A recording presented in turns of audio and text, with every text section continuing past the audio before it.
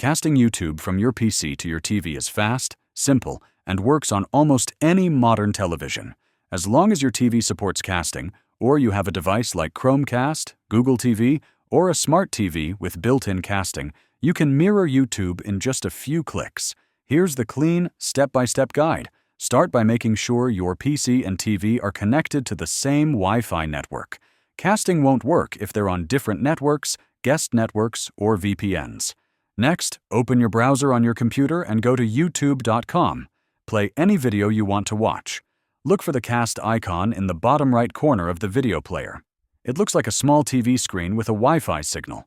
Click it once, and your PC will automatically search for available devices. You should see your smart TV, Chromecast, or streaming device listed.